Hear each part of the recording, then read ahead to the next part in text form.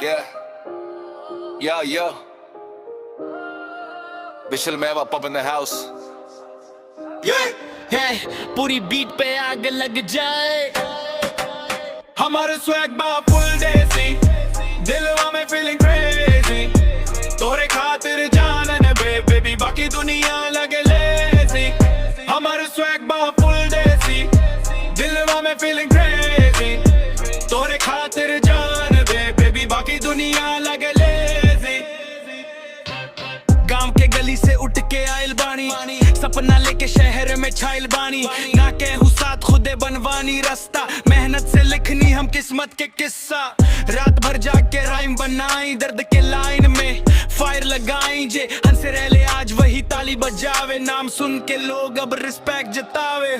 हमारे स्वैग बा फुल देसी, दिलवा में फीलिंग क्रेजी, तोरे खातिर जान दे बेबी बाकी दुनिया लगे लेजी।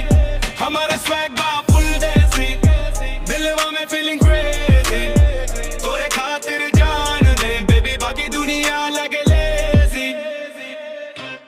हमारे स्वैग बा फुल देसी, दिलवा में फीलिंग क्रेजी, तोरे नैनवा में मैजिक बा भारी, देखते ही हो जाला दिल हमर जारी। इंस्टाग्राम पे स्टोरी डालू जब तू, लाइक के लाइन लग जाला सब बोले बहु तू, बाकी हम सिंपल दिल के सच्चा, ना फेक लव ना कोई ड्रामा कच्चा, अगर तू साथ दुनिया जीत जाई, ना ता अकेले भी गेम पलट जाई है। लाइफ बा गेम हम प्लेयर स्ट्रॉन्ग, हार ना मान जब तक लास्ट सॉन्ग, माइक हाथ में दिल में आग, भोजपुरी रैप में करब राज। हमारे स्वैग बा फुल देसी, दिलवा में फीलिंग क्रेजी, तोरे खातिर जानी दे बेबी बाकी दुनिया लगे लेजी।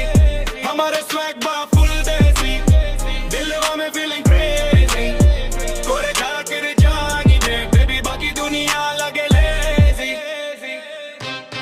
हमर स्वैग बा फुल देसी, दिलवा में फीलिंग क्रेजी, विशल मेवा पॉप नाम याद रखी, भोजपुरी रैप अब होई ट्रेंडिंग बेबी हो।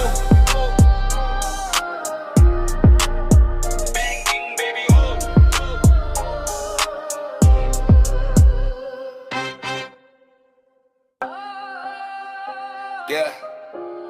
Yo, yo.